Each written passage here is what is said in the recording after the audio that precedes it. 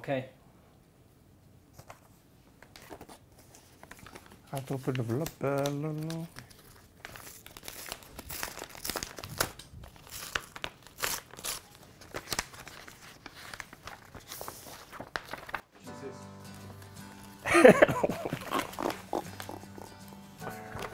So show us that photo and tell us about it. This one is nice. But it was an Ivory Coast. The formation, we start with no shoes, just to fillet the bow and destin bow. It's like a tradition. And I think it was a brilliant time for me. I spent 4 or 5 years in there, learning football. And I think it was so special, you know. I think I've given, for all the things I wanted, and all the things I've been involved in, playing big clubs and winning trophies. I think I have to say thank you to this academy, you know, because they helped me a lot, you know. And as well, of course, sometimes in football you need a little bit of luck.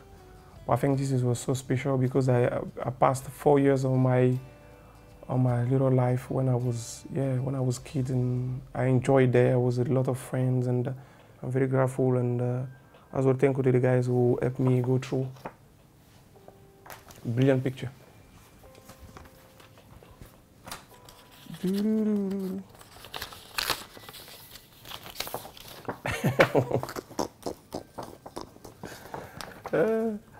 This was me and Kalu.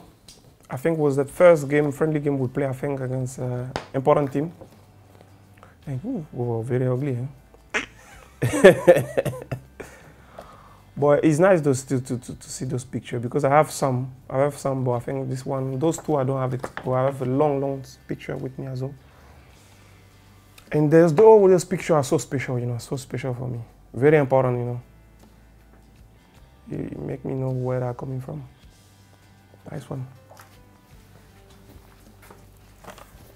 Thank you. This one was in Belgium, Beveren, where I passed I think 2-3 years with my friends playing with Beveren. And that's what the guy, Jean-Marc Guillaume, is the guy who helped us going through in the student life as well. Like a father, or the guys who was very important. And I remember in the beginning when I was a kid, like the first picture I have it, always saying like first football first, you have to be, before to be a job, you have to be a game. Because we're supposed to playing for free, for have fun. But now it's coming a job and our life is so changing. But it's good. Enjoy pass the time there.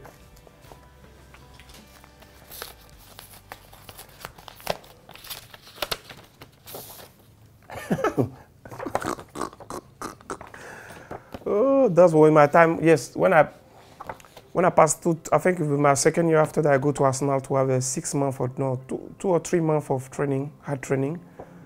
And at that time, Arsenal really wanted me to stay in there, but I think my mind was already make up, trying to be in the big club, of course, with a little bit. At my time, I was thinking like, and I think it was a little bit disagreement because he wanted me to stay, to go back to Beveren and stay, I think 1 year more, and after come back to Arsenal, because then there I'll meet Patrick Vieira, Thierry Henry, Bergkamp, Will Todd, Lawrence, my brothers, Campbells, Sigan, Kion. I can say, man, all those guys, you know what I mean? For me, it was unbelievable, you know, learn with them because I was able to train with them. And after that, I was able to go to play a friendly game with the young lads, like, but officially as when Arsene Wenger told me to go back in Belgium, and after 1 year come back again, I was like, it's like I'm going back again. I want to continue. That's why I moved to Ukraine to be in myself in there, because in Arsenal was my brother in there as well already. And my mind was already made up, like I want to be in my home, try to grow alone and try to understand how football is when you have to live alone and with different person.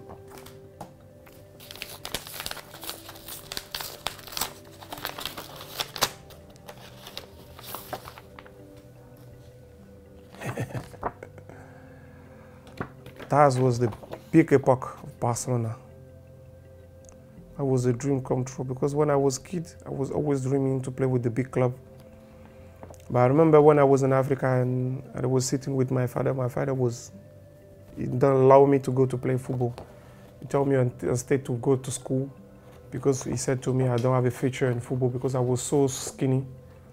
And I tell him, look, and after that, in the following night, the same day in the night, we were watching Barcelona playing against Real Madrid, no, against Atletico Madrid, and it was Ronaldo taking the ball, dribbling everybody to go score. And I tell him, look, you see, one day I'm gonna play with Barcelona and play with this big club. He was laughing of me. Barcelona was one of the top team.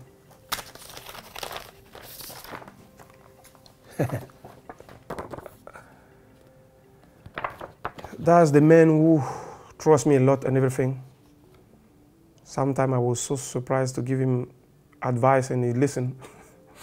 I was telling him which player you want to sign, which player you have to sign, and he did it. And I think it was brilliant. That's why sometimes it reminded me, because it was the first person after Rijkaard to tell me like I can be a manager. But I never put that in my mind, but he always tell me that because I can have a flair, I have a smell to good players. Yeah, Mancini was one of the guys who trust me a lot. And that's, I remember Kolarov was a kid, Silva, Boateng, that was in Barcelona. And this, we were all really young, even Mancini as well. And I'm always grateful with Mancini for what they done for me.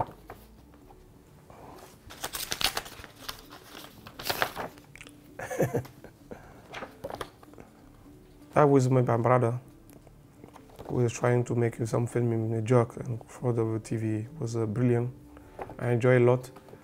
And to be honest, I was dreaming a lot. I was dreaming a long time to play with my brother and try to win trophies, and I did it twice.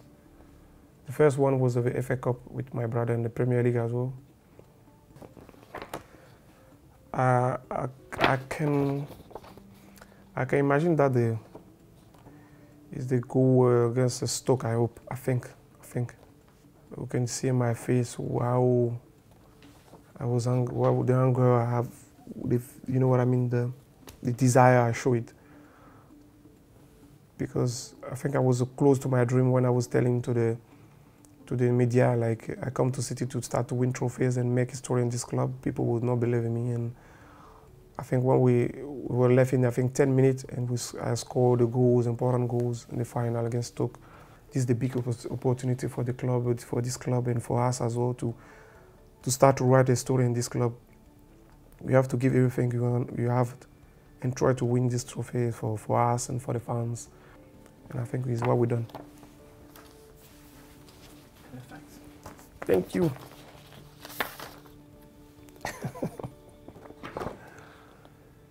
That was my warrior. Thank you, Jijon. Always behind me, always on my back. Do you remember that specific time? Yeah, I think it was a game against QPR, and I was injuring my hamstring.